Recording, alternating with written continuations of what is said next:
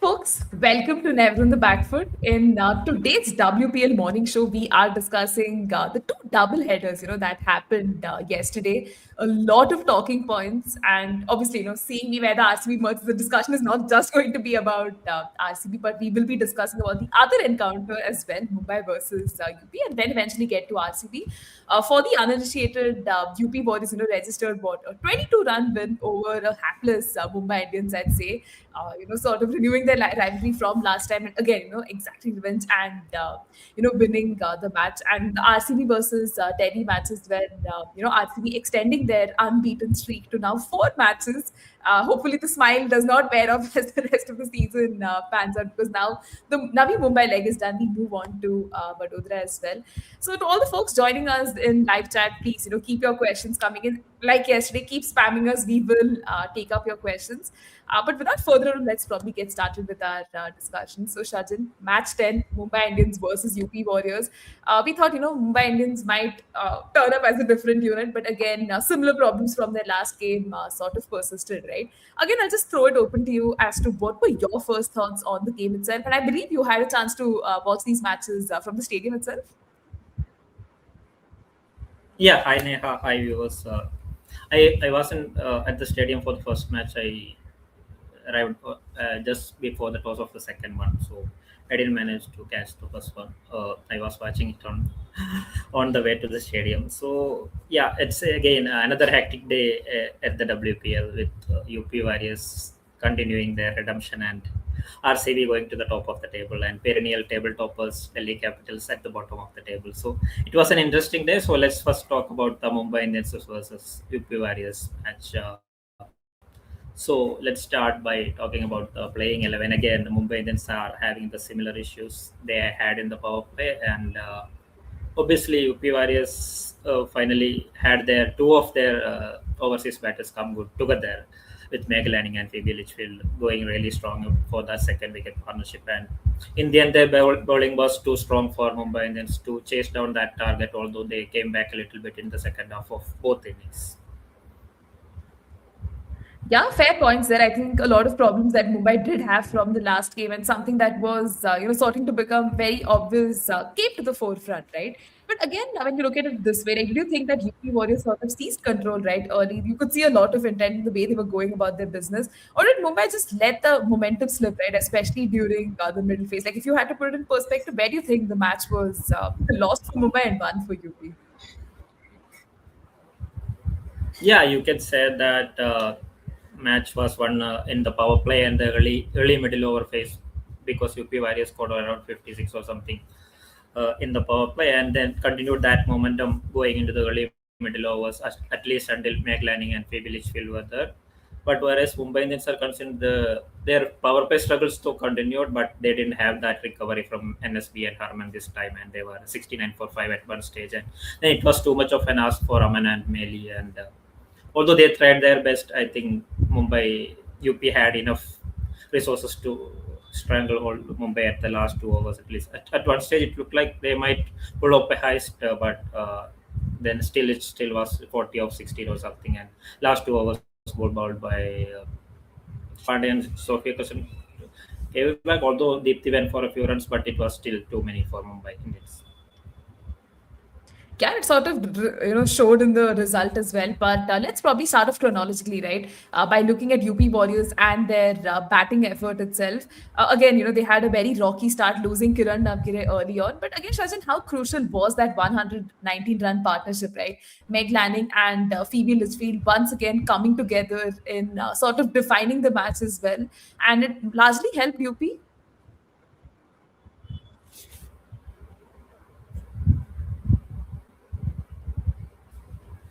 I think Neha's internet is acting up. Still, I will go ahead with the question. I think she was talking about UP Warriors start. So again, Kiran Navgire continues to have struggles. I think she's struggling as all kinds of bowling. So I don't know what the solution is.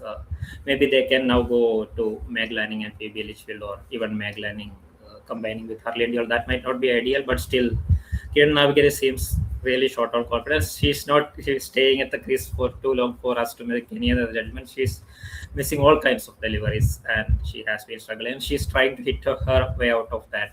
And I think that's the one thing that UP Warriors will continue to worry about. And as far as Meg Lanning and Phoebe Litchfield were concerned, at the start of the innings, Meg Lanning really took on, and it was not their trademark square drives. She played a lot of shots on the leg side, be it pull or that flick, that she generates a lot of power through that flick and those shots. And Phoebe Litchfield once again started really strong and started really fast. And although she slowed down a little bit in the middle, then Mumbai had that missing chances. They had a lot of catches dropped, run out missed, and wicket keeping was also average. So that was the phase where Mumbai seemed to lose all the control of the match, and UP Warriors really took advantage of that, especially with Meg Lanning generating a lot of boundaries, not generating a lot of power and boundaries to the left side. Yeah, it's actually going to get to Meg Lanning's knock next itself, right? So far, when you just look at her performances, it's been, quite slow in that regard. We haven't really seen her, sort of replicate the stuff she does for Delhi. But in this match particularly, we saw the old, Meg Lanning, just the glimpses of that, a 70 coming of just 45 balls. Again, do you think it would, come right up there in one of the more authoritative knocks that she's ever played and probably the season has seen so far? Yeah, I think she looked her best so far in the 5 matches. This was the game.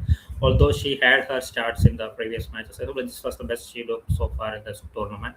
And I think she was determined to, even though when Mumbai didn't provide her with, she was happy to move around the crease, happy to go to the offside and target the left side, especially against NSP and other bowlers. So that was something she has been doing. And those flick shots again, I have already talked about it. Those flick shots, she seems to be generating a lot of power through those flick shots. That's always amazing to see. And although she got out trying to go for another pull, that was an amazing innings for Meg Lanning. And maybe that's just the start for her and UP Warriors.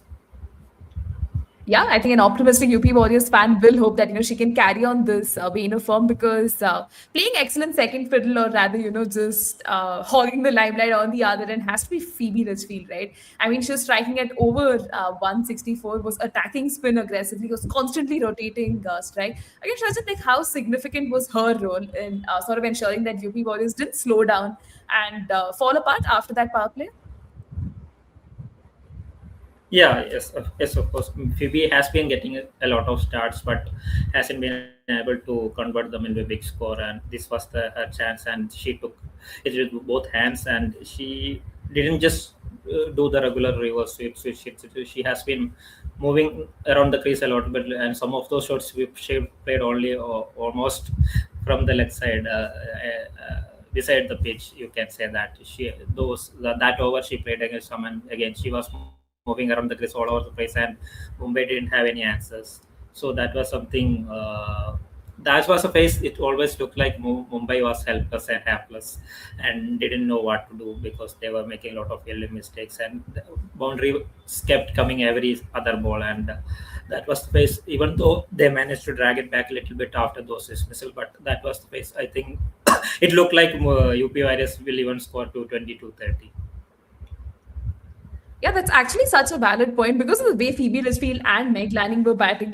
You kind of got that impression that, hey, probably if the duo stuck around for a little bit, you could see them breach that 200 run mark. But again, Shajin, just to put in perspective the rest of UP Warriors batting effort, right? The likes of Harleen Deol, Chloe Tryon, getting those 20 odd scores, but the rest of the batting, not quite standing up and delivering as much, right? The ugly underbelly, as we talk about, of that middle order. Again, do you think it's something that will come to bite them a little later in the season? Yeah, yes, we have been talking about this as well. Because UP, the way their lineup is set up, they have a lot of anchors in the back end of their innings with Harley and Deepthi. So they need a lot of contribution from both Shweta Sehrawat and Chloe Tryon to get that above 200 mark once Phoebe and Meg got out. So that was the phase again. They lost 33 for 5 in the power in the death overs. But I also think Mumbai Indians, both NSB and Malik, really bowled well in that phase. So I don't know what the solution is. Maybe they could have thought about sending Chloe Tryon ahead of Harleen at that. Yeah, seems like we've lost Shajin there for a minute. Meanwhile, what I can do is probably just take a few comments coming in our live chat. So one of the comments says RCB taking things too casually. They don't have any overseas batter. If any injury came, I think they can sign Catherine Bryce. She can be a replacement of all the four players in the playing 11.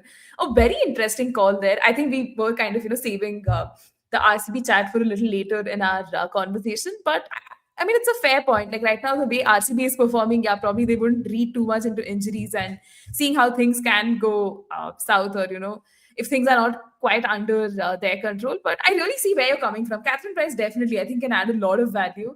But right now, I think because the ICC T20 World Cup qualifier is going on, she might be busy with those engagements. I mean, there are like a lot of other alternatives that can be considered, but hopefully it doesn't come to a situation where RCB has to, sort of, I don't know, like pick and choose and then decide who can be their overseas replacement. And I think for a lot of people slandering Saili Sadgare yesterday too, when she was signed as a replacement for Eddie Sperry, I think she did incredibly well with the new ball, right? Was complimenting Lauren Bell so well. Not sure how I went on that tangent, but I think we have Shajin rejoin us.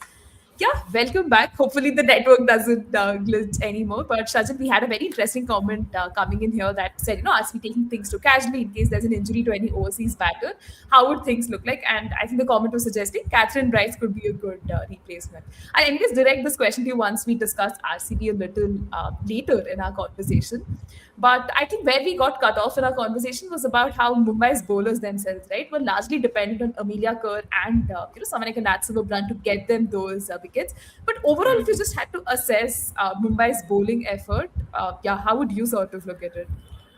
Mumbai seems to be getting into a problem because they don't know who their four best overseas players are. It's more to do with Nicola Kerry's performance, as well as Haley Matthews has been missing a lot of matches. So, and she has been coming back from that shoulder surgery. So it's understandable, but they don't know their best bowling attack is now. So they need Shabnam Ismail, but at the same time they are looking for Nicola Kerry's batting as well. So I don't know. NSB and Melika are undroppable. So basically they are forced to pick two of the three between Haley, Nicola Kerry, and Shabnam Ismail. So that's somewhere, and I think they need that Shabnam Ismail space in that bowling lineup because they don't have any notable Indian pacers to support Shabnam Ismail, and Amanjot Kaur is more of a batting all-rounder who can bowl in the middle overs. So that's something of a worry. And they did play in Nella Kranti Reddy, but she didn't bowl any of the overs, and they have been playing one left-arm spinner as well. Maybe that's something they can think of. Maybe bring back Shabnam Ismail for Nicola Kerry, as unfortunate as it is for Nicola Kerry. She will be useful for at least against Delhi Capitals opening duo of Selly and Shafali Verma. That's something they will have to think about going into the next match. Definitely, I think a lot of questions have sort of opened up for Mumbai Indians. They definitely need to address it. But one thing I'll definitely give them credit for was I think at one stage UP Warriors was what 124 for one in the 13th over, and suddenly they slumped to like 187 for eight. Right, the number of wickets they lost in that span, they couldn't sort of capitalize and make most of those last few overs. And I think this is going to be a concern for UP, right, about how will they figure out their batting side of things. But I think Mumbai too have problems of their own to address. Again, right, chasing 188. Again, Mumbai had a very bad power play. I think a point you've been talking about that they've not been the best performing team in power plays. Now, again, Shajin, how decisive were these early strikes, right? You had the likes of Sophie Eccleston and Kranti Gaur sort of setting the tone so beautifully and just ensuring that the chase was always going to be quite the uphill task. Yeah, it's again a new day, a new opening combo was the mantra for Mumbai Indians, and they have to figure this out. They have been playing all Melika in the first two matches, then had Aman and Kamalini, and then now Haley and Kamalini, and now they are going to Haley and Sajina. So I don't know. Maybe they should have gone to Sajina in the first place in the first game itself, as we have discussed in previous matches, because they don't have that strong power play. Any of the matches they didn't have that strong power play. So once, at least until Haley comes back to form, maybe they should think of continuing with. Although they lost this match, they should be thinking of continuing with Haley and Sajina at the top, at least to address their power play issues. And once that power play was gone, then they were always catching up and hoping that NSB and Harmanpreet will do their thing. But at least unfortunately for them, that didn't happen last day. So that's where Mumbai Indians lost really. At one stage they were 69 for 5 early middle overs and the power play. That's where they lost that match. Yeah, as you rightly pointed out, this whole musical chair situation with the batting order clearly not helping things and slightly, not able to understand where Lisa Kitely is coming with this strategy as well. But just looking at the rest of the batting card for Mumbai Indians, I mean, this experiment clearly didn't work out because both Hayley Matthews and Sachna got out early. Even Nat Silverbrandt, Harmanpreet Kaur, and Nicola Carey just not being able to add as much as you would, sort of expect them to do, right? And at the stage where they were 69 for 5, do you think like that was the turning point where the chase had effectively slipped out of their control and UP Warriors was always going to be, on the top there? Yeah, to their credit, UP bowled really well at the start as well, and they fielded better compared to how Mumbai fared. Haley Matthews was Sophia Kristen is always a matchup, and Haley historically struggled against Sophia Kristen. So once she took out Haley, and it was hard for Mumbai Indians to catch up in the power play. Then they needed that, as we keep mentioning it. They needed that NSB and Harman to get going, but that didn't happen. Then again, Nicola Curry also failed for the first time. So that's where the game lost. And although Aman and Meli had that partnership, and that's always good to see as far as Mumbai Indians are concerned, because Meli has been struggling with bat for a long time now, and maybe at the lower half of the order is where she can do these things rather than going at the top. And coming back to Aman has added a lot of shots to her. And she has been working on her power game as well, and it's always nice to see her hit sixes. Although she's a prolific boundary hitter, as I keep saying, she shouldn't be trying those powerful shots, but it was very safe last day at least. And she likes taking on the off spinners, and Deepthi Sharma was clattered for 2 back-to-back sixes. So that partnership gave them some hope, but it was too many, because 18, 19, 20, 20 runs per over was needed. 60 of last 21 balls is always difficult unless you get a magical innings from someone. Yeah, in cricket, they always say, it's never over till the last ball. I believe, Amelia Kerr's unbeaten 49 of 28 and Amanjot Kerr's 41 of 24 really sort of gave them that fighting chance. It was what, a 6-wicket partnership. But it was always going to be difficult, right? After Amanjot got out, they got in Kamini coming in what, as low as 8. I think her fall from, opening to that was not the right kind of thing to do, right, for the confidence of a youngster like that. But then Mumbai eventually ended up folding for what, 165 for 6, losing the match by 22 runs, which sort of brings me to this question, Shajin, about just UP Warriors and their bowling attack side of things, right? Again, when you look at the bowling card, like except Shrika Pandey, who took 2 wickets, each of the other bowlers probably took, a solitary wicket each, except Asha Shopna. Like, again, how do you put that in context, right, of how they just went about their business, restricting Mumbai? Because this can be a dangerous Mumbai Indians batting lineup, right? Yeah, of course. Karandikaud has been bowling really well in the power play. In the both Mumbai Indians games, she bowled really well in the power play. Although as Sajna hit her for a 6 and a 4, she came back really well and took her out. So in the power play with Karandikaud bowling, then they can backload the innings with Shika Pandey and Sophie Kirsten bowling a lot of overs at the death. One worry for them is again Dipti Sharma bowled 2 overs at the death and didn't look any threatening. So that's a worry for India as well. And she has been going a lot of runs in the death overs. So maybe captains should stop using her at those points at the death overs. So that's something of a worry for them. But other than that, their bowling attack seems sorted. Asha Shobna was unlucky to get a wicket at least because Shweta Sehrawat missed a stumping. So wicket keeping is another worry for UP Warriors, you can say that, and death over batting. Yeah, I mean, although they have registered a win, there's still, a lot of deficiencies that clearly need to be addressed. And probably taking home bragging rights has to be Avinash, right? He did predict in yesterday's stream that UP will, sort of end up winning. So, great on you there, Avinash. But I think that pretty much does conclude our discussion on at least the first match of the day, which was UP Warriors versus Mumbai. And I think a lot of people had, sort of saved up, had not kept any assignments or any work for the latter part of their day, right? This is Delhi Capitals taking on RCB. I know for RCB fans, it was quite hectic, right? Having 2 back-to-back matches. They're already riding the high of, yeah, you won 3 matches. But this was against Delhi Capitals, a team that has, that just did register their first, but it was looking slightly dangerous. So, Shajin, again, your first thoughts on the game. RCB make it 4 out of 4. Does it feel like a dream, or is this like really happening? And a lot of things seem to be working out well right now for RCB. Yeah, first of all, congratulations, Avinash, on getting that prediction right. uh, so again, coming back to the Delhi Capitals RCB match again, it was built up as the Jemima Rodriguez versus Smriti Mandhana because it's a tale of friendship, and it has ended as once again ended as the nervous 90s, tale of nervous 90s. So we will talk about that later. So once again, Delhi Capitals are really low on confidence, even though they came close at least in the second match, and they had that win in the last ball against UP Warriors. They have a lot of issues that they need to address, especially in the bowling. Although it's not fair to say on the day they were 10 for 4, but their bowling is not looking that threatening except for Marisan Cup. Though that's something once Annabelle Sutherland pulled out, they had that. And it's their spin attack that looks really harmless, and RCB took really good advantage of that, although they had to chase only one under 170. That's below par total on normal DY Patil wickets.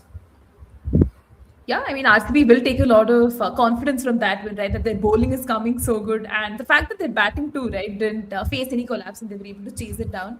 We have Sanchit, a friend of the podcast, going on to add that RCB look unstoppable at the moment. Will be tough to see them not make it to the final directly from here. Again, Shajin, I know we don't do predictions on this show, but then somewhere do you believe in this that the kind of performances they put in the Navi Mumbai leg, it could possibly carry on to the Vadodara one, and RCB could instantly just make it the final, courtesy, topping the table?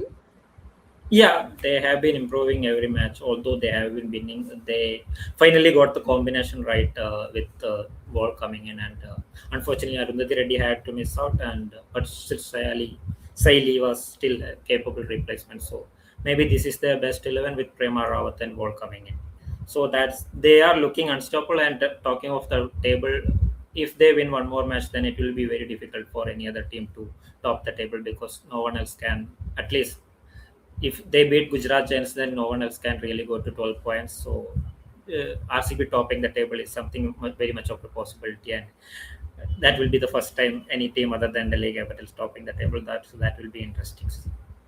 Yeah, definitely a refreshing thing to say because it's just going to add that itself, right? Delhi has been doing it for 3 seasons. We're so used to them, performing incredibly well in the group stages, registering their spot in the final. That'll be finally nice to see RCB do that. But Tushar clearly going on to say here, I don't want them to qualify directly after what happened with Delhi in the past 3 seasons. Yeah, Tushar, agree with you. Don't want law of averages to catch up there.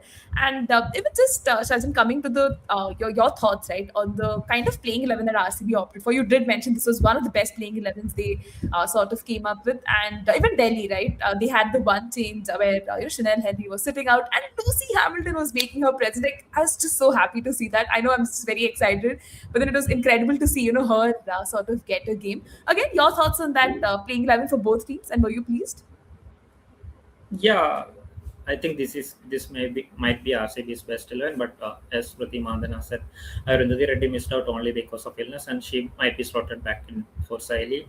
And interestingly, because Lindsay Smith was not there, and Arundhati Reddy is not a new ball bowler, Saili's presence really helped them in last night because there was a lot of swing, and Lauren Bell was getting prodigious in, and Saili followed it. Saili has been a domestic performer, and she has been known as someone who can do these things for Mumbai Indians. And whenever she got the chance to play challenger matches or even India, so that's something she can do. But whenever she got the chance for India, she couldn't do it.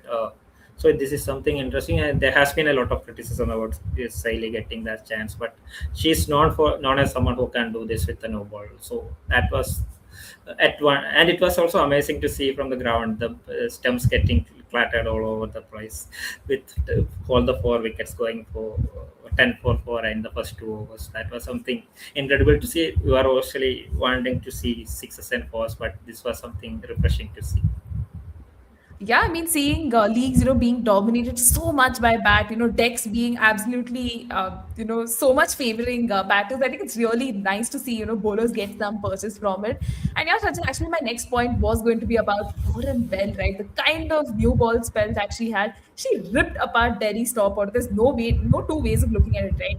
These are big wickets we're talking about. Lizelle Lee, Laura Wolfart, and even Siley Sadkar, doing her bit and sort of complimenting her so beautifully. Like, again, do you think that sort of a collapse irreversibly shaped how DC ended up in their batting innings? Yes, of course, Lauren Bell had a few issues in between, and but this is the best she has been bowling right from the Southern Drive, the 100. She has been the leader of the pack, and that's the role she has relished both at Southern Drive and now at RCB. So she has been leading the bowlers, and she has been talking to Saili about bowling those power play overs. So that's always refreshing to see because we still have to remind that she's still a young bowler, Lauren Bell. She has been bowling for England for a while now, but this is the best she has been bowling as far as I am concerned. She has, in between, she has become that very only outswing bowler, and now she's getting that in swing as well. So this is the best she has been bowling, and good for RCB and good for the tournament. And maybe England will also hope that she will come good. Yeah, very true. England will definitely hope that she comes good. And RCB's, I think, social media team seems to be having an absolute right, just making I'd say bizarre, like, social media stuff with AI using Lauren Bell. But we have another valid comment coming here. And it came in earlier in our conversation, but now's the better time than any to take it up. We need Bell fresh and fit for the last and most important matches. So RCB should plan her routine and rest her well before, as anyway, team is doing well and can afford to rest her for a game or two. Shajin, again, your thoughts on this, because for the longest time, Lauren Bell was picked because she was going to be the leader of the pack and you wanted her to be available for the whole season. But again, workload management for pacers is something that's becoming a very prominent discourse lately, not just in men's cricket, but women's cricket too, seems to be taking a leaf out of that book. And again, do you think here RCB can afford to rest her for a few games and still manage to move on? They will first want to qualify for sure, then maybe they can think about this. And yeah, matches has been coming thick and fast because back to matches are to be played here, and then they will be playing the first match in Baroda as well. So that's something they can think about, but I think they will be looking for at least another 4 points before thinking about all those things. Yeah, that's definitely true because right now, with the way things are headed, qualification is going to be their topmost priority, and then the rest of the things fall in order. But again, I think it would be fair to say, right? Delhi Capitals did lose the match in those first two overs. They slipped to 10 for 4. Again, when you just look at the surface, Shajin, I know you were watching the match. It's not impossible to read the surface in that way. For you, again, was it just lack of application from the way Delhi's batters were going about their business? Because you had Shafali Verma at the other end, who seemed very unfazed, did her job. But then just the rest of the batting collapsing around her. Again, credit to the way RCB was bowling, or was it more about Delhi just not applying themselves? It was a bit of both. There was a lot of swing, and but Delhi Capital batters didn't do anything to unsettle them. At least Shafali Verma did. Shafali Verma did it from right from the first ball itself. She was coming down this track to negate that swing, but other batters were stuck on the crease or trying too many things. Uh, Liseli moved to the offside, whereas Jemima was cramped for Rome, and Laura Wolfart got a good one as well as Marisan Cup, but they were stuck at the crease mostly, and they should have tried to, or maybe they should have even thought about it before. And even though Liseli was successful, maybe they could have thought about sending Laura Wolfart ahead of to negate that swing, but that didn't happen, and it all happened so fast you couldn't even register before it, because 10 for 4 in 2 overs is something you rarely see it. Yeah, these are very rare things. And somewhere I think, a lot of RCB fans were hoping that their men's team has the dubious distinction of getting dismissed for 49. And, their women's team inflicting it on another team is something they would obviously take with both hands. But that was not the case, right? Shifali Verma played such an amazing counter-attacking knock of just, a 62 run knock coming of just 41. Just given that the wickets were falling around her and the context of the match itself, right? Her dismissal came in much later in that innings as well. But how would you rate that innings, right? Coming under immense pressure. At one point, when she had that partnership with Nikki Prasad, I was hoping, hey, this is the future of Indian cricket, right? Two under 19 victorious captains just batting together. Unfortunately, Nikki got out. But Shafali Verma again, class apart on that surface. Yeah, it's of course. Shafali sussed the pitch very early and sussed the conditions very early. You have to say because it's was swinging.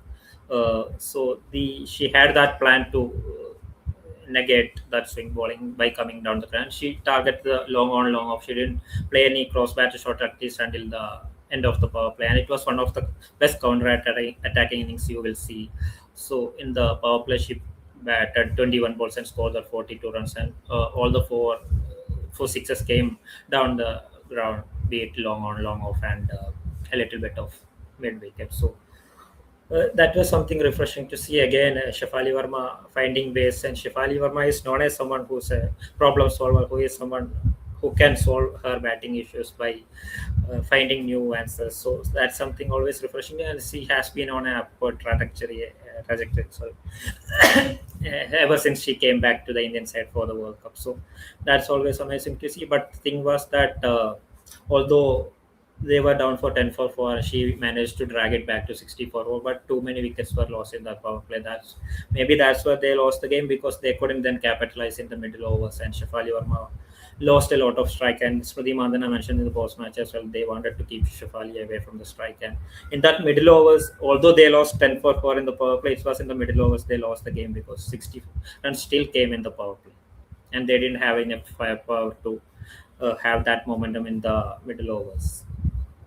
Yeah, completely valid points there, because when you again continue to look at Delhi's batting card, right? You had the likes of Jemima Rodriguez, Marizan Kaap, Nikki Prasad, Minu Mani, all falling in quick succession, not offering a lot to that batting card.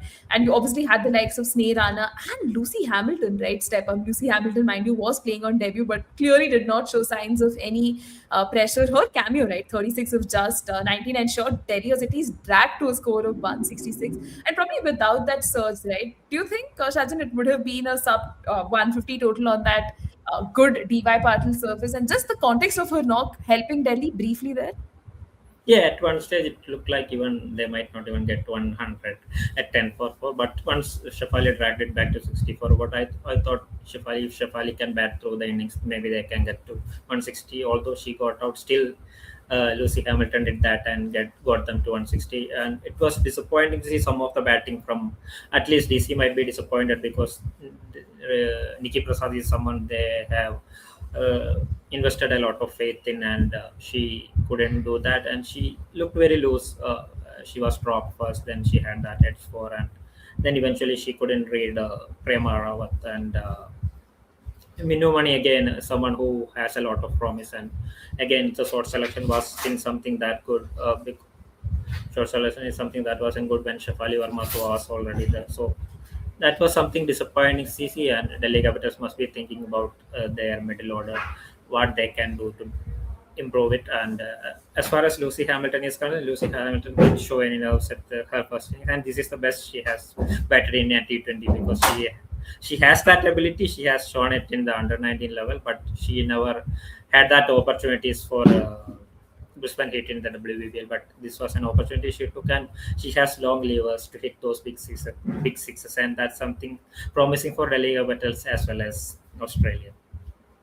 Yeah, definitely good signs. And again, for the uninitiated, Jemima Rodriguez has played with Lucy Hamilton, in the WBBL for Brisbane Heat. So knows this player up close and personal. So wasn't entirely shocked, seeing her again be a part of this Delhi Capital setup. But getting an opportunity in the playing 11 again, shows the kind of faith that they have in her abilities. And yeah, this ensured, that Delhi ended up with that total of 166, which at that point felt, probably defendable, considering how RCB's batting itself has looked a little shaky in that regard. So far, we have raved about, right, how Lauren Bell and Siley Satri just went about their business, especially with the new ball. They were just unplayable, right? Even the dot balls felt like opportunities, and that's how amazing they were. But let's also take a moment to talk about Prema Rawat, right? Such an underrated spell. Again, she was RTM by RCB in that auctions. A lot of people felt, she will continue to get regular game time. Played that one game against, Mumbai Indians, and did not bowl a single over bizarrely. So this time too, right? People thought, let's just, give her one over, see what happens. 3 overs that she bowled just gave like 16 runs, picked 2 wickets, was in like so economical, bowled so many dot balls. Shajin, again, I know I did answer a great chunk of what I was going to ask you, but how do you put a spell like that into perspective, right? Prema Rawat just absolutely executing everything to the T. Yeah, it felt like this was the spell of Prema Rawat that she had to get in because there were doubts about her game. Although she has been improving and she's a much improved cricketer on the last WPL. She didn't have many chances in the last season, but this was the chance she had to take. She's not the kind of leg spinners that Melika or Alana King are. So she's more of an accurate spinner with a good googly. So she used that accuracy to trouble someone like Nikki Prasad. Even Shafali Verma still struggled. Shafali Verma wasn't able to score a lot of runs against Prema Rawat. It's always nice to see someone who is so young perform. In leg spinners are very far and few for India in domestic cricket as well as, and they haven't been using them in international cricket. So it was something nice to see. And I have always rated Prema Rawat as someone who can who will continue to improve and who can serve India in the at least in the near future. Not at least as of now, she might not be ready, but she's still an accurate leg spinner who can do that. And she didn't give any freebies for Delhi Capitals Super even except Shafali Verma, and she bowled a lot of deliveries to both Nikki Prasad and Sneha Rana, and that meant that Shafali Verma was off strike for a long time, and she got Sneha Rana with that googly as well. So her googly is also working. That's always great sense. Yeah, definitely. And hoping, through the rest of the season as well, she continues to get those opportunities. But before we move on to RCB's run chase, Shajin, let's look at even Shriyanka Patil, right? The 3 overs that she bowled, she ended up going for 44 runs. Radha Yadav too, right? 21 coming off those three. Again, these are concerning signs, or did you just think that, hey, they were playing back-to-back games, the pressures of, playing back-to-back games after a performance like that always weighs on a youngster like Shriyanka, maybe? Yes, Ranga has been coming back from that injury. She didn't have a lot of wickets in the domestic tournament she played just before this, and even in the WCPL, she wasn't picking up a lot of wickets. And she has been working on a lot of variations, and her bowling action seems to be changed a little bit. So you can have these days, and I don't know. As Sanya also said, she might be better off sticking to her strength and bowling a lot of her stock balls rather than trying too many variations. But Shafali also played her really well in that power play, and at the end also Lucy Hamilton also took her on. So maybe that's something of not, I won't say a worry, because alternative days it looks like she will have one good day and one bad day. Maybe that's how they want to use her. They want to use her not just an limiting finger spinner. They want to use her as an attacking option. Yeah, likely that seems to be the plan for Shriyanka. And again, I hope she doesn't let this performance define the rest of her season. But let's look at RCB's run chase, right? The task was cut out, chasing 167. Now against Smriti Mandhana, right? It would again be like wouldn't have enough adjectives to describe that now, because she completely dictated terms right from the get-go, particularly through those middle overs. And again, when you just look at her WPL performances, do you think this was probably one of her most complete WPL innings in terms of tempo management, right? She was taking her time, biding time in the wicket, and then probably just accelerating when needed. Yeah, she was happy to bide her time, although she struggled against at the start against the incoming deliveries of Emerson Cup, and even Lucy Hamilton. She got out, although Delhi Capitals were for some reason didn't go for that DRS. So after that, although she had her struggles against Emerson Cup, be it the incoming deliveries or shorter deliveries, she didn't let that affect her, and she was happy to bat through and take the chase through, and once she was set, those offside shots came in, and then she was also happy to attack the spinners to hit those sixes as well. So it was one of those complete innings, although I wouldn't say it was flawless. She can be much better, because her ceiling is always high. Although she will be happy about the win. It was again another nervous 90. We keep talking about the curse of the 90s in the WPL, so that's something. But as far as Smriti Mandhana is concerned, this is something RCB fans have been expecting from the right from the match one. She has two back-to-back good innings in the chase. You can say that. So maybe that's a role, since Elise Perry is not there. Smriti Mandhana is willing to bat for longer periods, at least in the chase, because batting first they had a lot of contribution from other batters as well. Yeah, because the other contributing batter that absolutely deserves to be spoken about is Georgia Voll, right? Although her innings, like, the 54 that came through, a lot of people like, yeah, it was just like, second fiddle supporting type now. But at that point, really, RCB needed, her to chip in, right? Coming in at number three, not her usual batting position, taking the place of Dylan Hemla. There was a bit of pressure, making her debut for RCB as well. But again, Shazin, how significant was that partnership, right? Smriti Mandhana and Georgia Voll, 142, especially after the kind of power play they had. They lost Grace Harris as well. It was slow, right, in comparison with how they've sort of been performing well. And it never felt like they were sort of rushing, right, in that run chase. Yeah, again, there is this line of thought that since the ball is swinging, maybe you can swap just like UP Warriorz with Harleen and Kiran Navgire. You can sweep Georgia Wall and Grace Harris. Oh, but that didn't happen. But Grace Harris got out early, and Georgia Wall was basically performing the role of an opener that she's so used to, and she managed well, really well. She started slow. She was struggling a little bit. You can say that she was 11 or 17 or something at one stage, but slowly she gained that confidence, and she at the end of the innings she was really dictating terms and hitting boundaries, hitting those sweeps against the spinners. So she was really dictating, and even those lap shots behind the wicket, in the paddle shots behind the wicket. So she really gained confidence through the course of that innings, you can say that. But she should be really prolific as compared to what she did in WPL. She's really prolific in WPL as of now.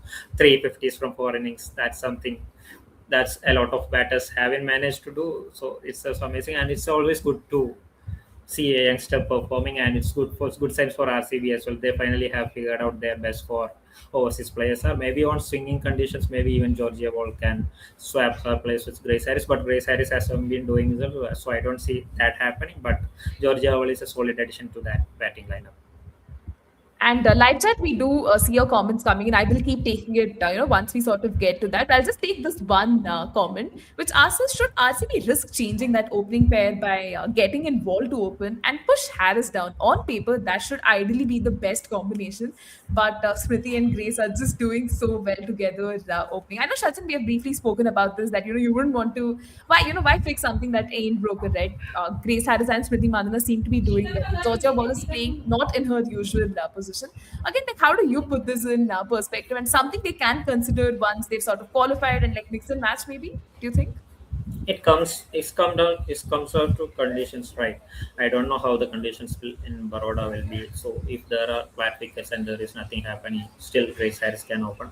But I don't see them changing, although Georgia Wood is better suited to open the batting, and Grace Harris is someone who has done this role in the middle order for Australia as well as Brisbane Heat. So maybe that's something they can do, but I don't see that happening because it's always that tendency of going with what's working for them, and the prospect of Grace Harris doing her thing in the power play is always will be taken priority over Georgia Voll's solidity. So I don't see that happening, at least until Grace Harris fails a few times. Yeah, hopefully, the situation doesn't really come to that, whereas we will have to bring in this enforced change. And also, I think while we lost you for a while there, Shachin, we had this comment coming in too, that, RCB are taking things too casually. They don't have any overseas batter if an injury comes in. And they can possibly sign Catherine Bryce, right? She can be a replacement for all players in that playing 11. So where do you stand on this, right? Because Catherine Bryce, I think, might be busy with like the ICC Yeah, Women's T20 unfortunately, World Cup qualifier. Yeah. yeah, unfortunately, any of the associate players or the fuller members from Ireland and Bangladesh are not available for this. And most of them didn't even register for the option, so I don't see that happening. Even though they will, RCB still need that overseas player, and if Pooja Vastrikar is rolled out, they will look for someone. But I don't think they will be able to sign any of the associate players. Yeah, you can say that it's a bit of a worry if you are playing back-to-back matches, and but that possibility is there. Even if you have six overseas players, two players can get injured together as well. So these are things you can't really plan, but maybe they can still sign one of the one of an additional overseas player if Pooja Vastakar gets rolled out going into the back end of the tournament. Yeah, I mean, at least right now they don't really have to press that panic button and get really worried. But again, this is food for thought, something they will definitely consider. And again, when you look at the kind of run chase, that RCB had, it was quite regulatory, right? The moment, Smriti Mandhana, as Ellen said, she will sort of go for that beginnings. Unfortunate that she couldn't get to, the 100 mark figure that a lot of people just every time, intentionally want her to get when she steps out. But, just looking at this part of Delhi, right? Do you think they probably, missed a trick or two, just not trying to apply pressure, right? Especially after Grace Harris got out, they sort of let Smriti Mandhana and Georgia Voll settle in, right, without any consistent attacking field. So that again tell you a little bit about Jemmy and her captaincy and how she could have possibly done a little better. Yes, sure. Yes, Jimmy could have brought. Jimmy even mentioned in the post match that she could have brought Medsan Cup earlier and tried to go against Wall and Mandana, but she didn't do that. And I think with their the spin attack is really worry because Smriti Mandana had troubles against off spin at least before this year. This year she has been really improving against off spin, so that might not be able. But DC spin attack is working really thin, and that's something of a big worry for them. And Sri has gone off the boil a little bit post World Cup, and she hasn't shown that wicket taking prowess that she showed for India. So that's also some sort of a worry. And they didn't have that prodigious swing bowler that someone like Saili was there in RCB, and they didn't have anyone to support Melton Cup at the Delhi Capitals bowling. So a lot of worry for them. And Lucy Hamilton was someone who's really young, only 19. She's playing her first WPL game. Although she did well with the bat, I think it was too much to ask her to do those things with the ball. Yeah, I mean, all valid points there, and hopefully Delhi takes, a lot of learnings from this game, right? Because there's still the rest half of the season left, and again, this is a team you'd not want to write off, right? Because they have such immense talent. It's just about getting a few areas right. Our live chat also did have some comments about the earlier match. Let's probably take that now. Sanchit also goes on to add that I think UP Warriors will be gutted the most, right, for the end of the first. Like they just managed to sort their things out and were looking good to go on a roll. Hopefully, it doesn't stop there. And again, I'm not sure if this was a question, but again, just sort of an observation there. Avinash also earlier said that Jemima said she will lead from the front, but yeah, the correction being front of the back, because right now Delhi comfortably, occupies the last position in that table, and they will sort of hope, there is a change in fortunes as the WPL's bandwagon moves to another city. Sanchit also asks us this question about Mumbai Indians. Do you think Mumbai Indians are over reliant on Nat Silverbrand and Harman at the top? Yesterday's game was the big eye opener and probably could be a blessing in disguise going into the second leg for MI to sort these things out. Shajin, again, briefly, if you had to comment on this part, like we have spoken time and again of how Mumbai has depended on Harmanpreet Kaur and their overseas combination to do the job. But then again, this problem is becoming more glaring, and Vadodara, like we could see something change, maybe something. Yeah, maybe as I said previously, they had their struggles not just from yesterday's game, even from the first game they have been struggling in the power play. So maybe they have figured out their combination of going with Haley Matthews and Sajina. At least, although they lost that way, you can say this was a blessing in disguise. And both NSP and Harman failing, still they got to 160 thanks to Aman and Amelia Kerr. So maybe this is the combination they can go, but they still not strengthen their bowling by bringing back Shabnam Ismail. So it will be interesting to see if they keep faith in Haley Matthews and bench Nick Kerry. I think ideally Haley Matthews coming good in the power play will solve a lot of their issues.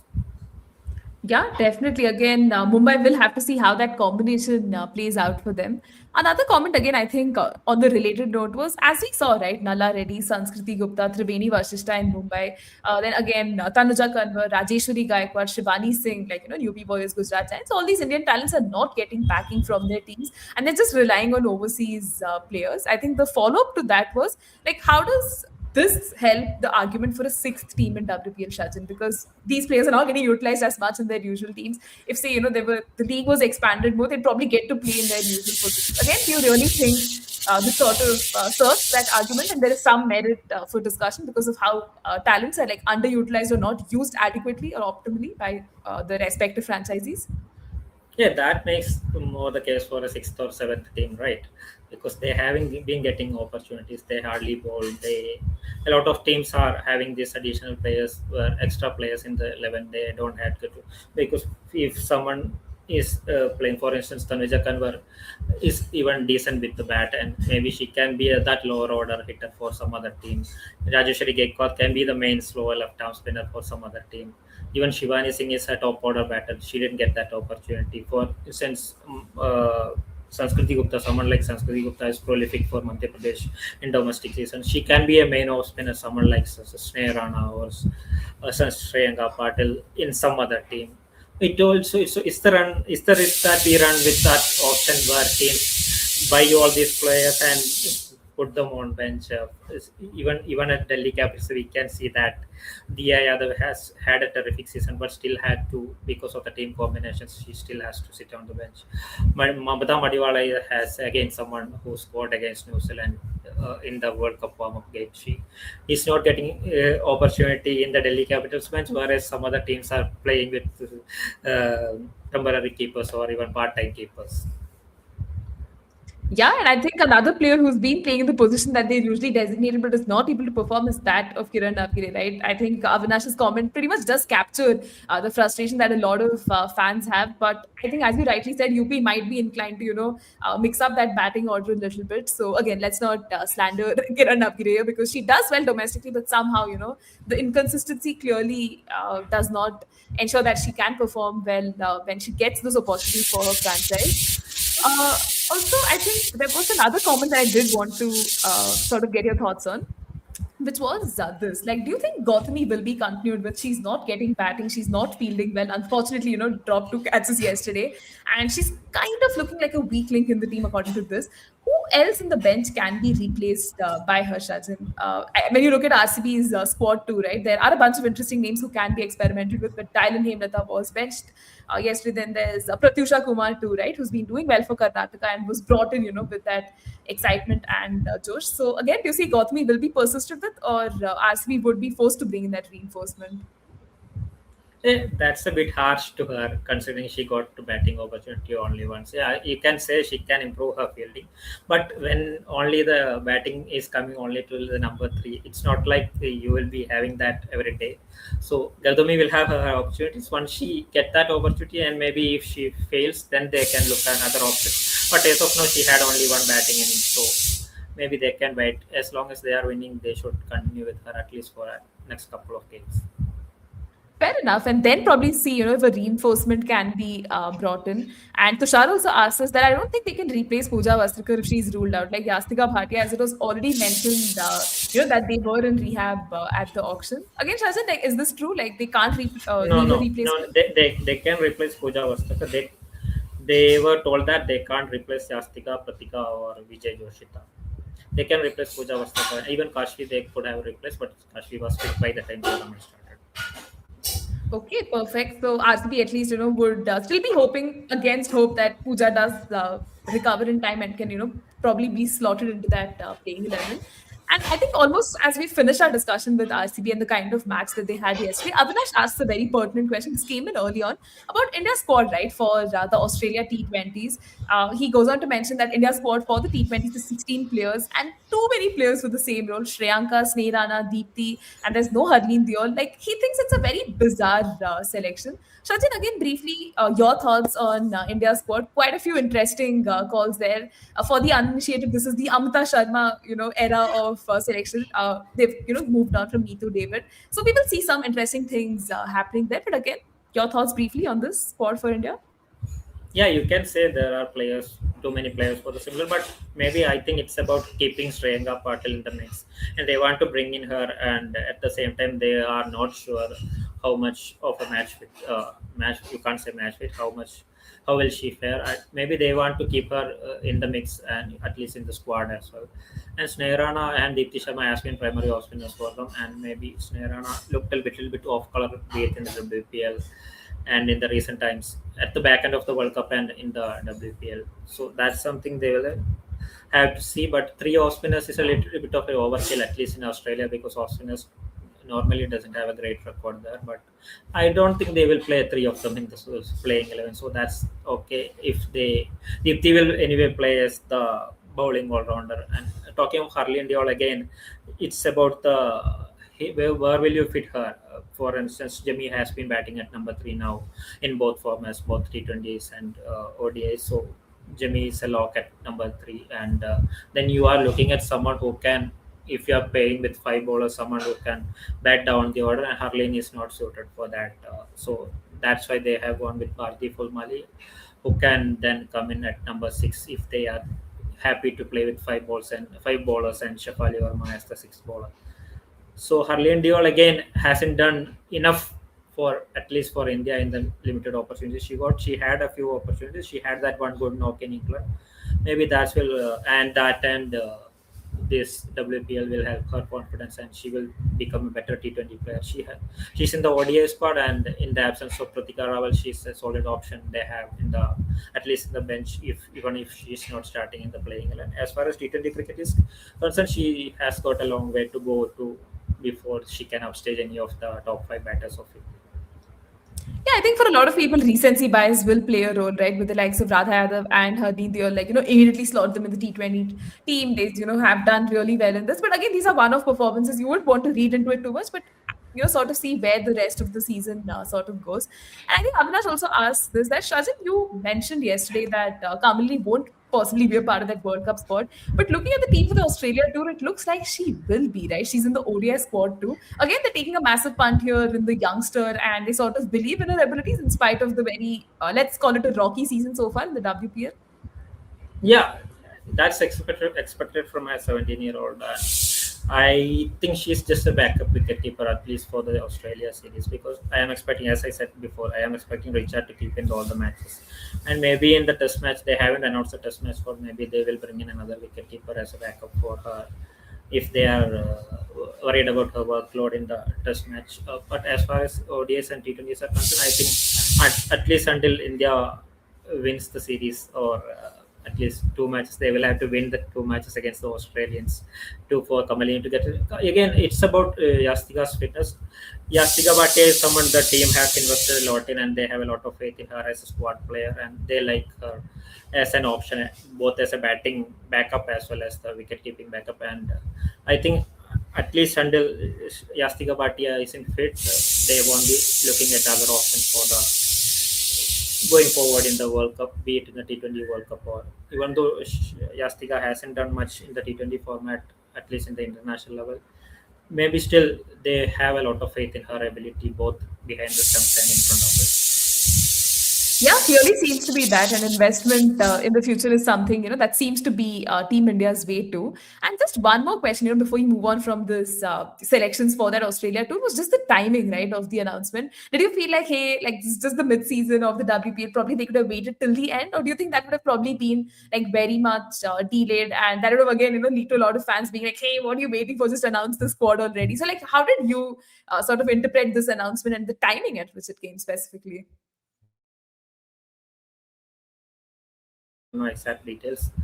They must have picked the squad since the players, the captain and the vice captain, were in Mumbai, and the coach is also a Mumbaiker. So they must have picked the squad now that everyone is in Mumbai, and before they move on to yeah, they could have announced it today because there are no matches, and they could have had that selection discourse today.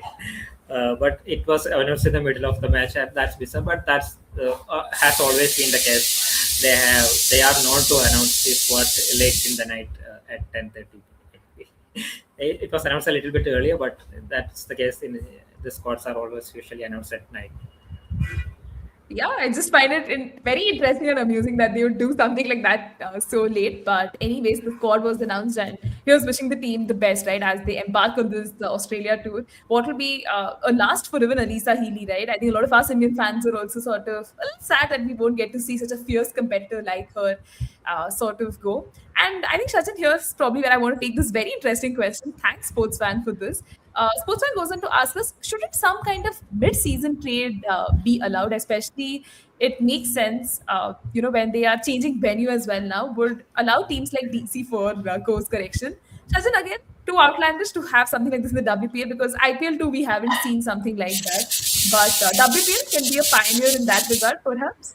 IPL had that mid-season trade option, but no one really exercised it because no one wants to strengthen the opposition by releasing your squad players, even though they are playing not in the 11, because a lot of teams have good players sitting in the bench. So I don't think this will be happening even in the future, and it's a small season with only 8 matches, so I don't see that happening mid-season trade, and it will be an interesting thing, but I don't see it happen.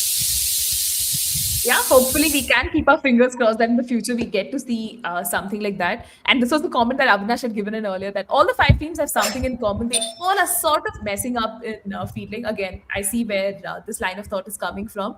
And Shajin, just one last bit, before we conclude our discussion, is we are at the halfway stage, right? We finished one leg of the WPL. You clearly see RCB sit right at the top, having won 4 out of 4 matches. Delhi at the bottom, having lost this. Again, their position doesn't define how they've performed in the tournament, but that's how cricket is, right? It's very ruthless. A few missteps and you can find yourself languishing at the bottom. Again, for you, just like the presence in this table, like does it underline the gap, right, between the teams, or do you still think the second leg could be quite eye-opening in the sense that hey, the league could open a lot more and possibly some surprise qualifications for the knockout stages? Yeah, RCB have overperformed, whereas DC have been underwhelming. So that's why the table is like this. And even UP Warriors, a lot of people had a lot of expectations from them.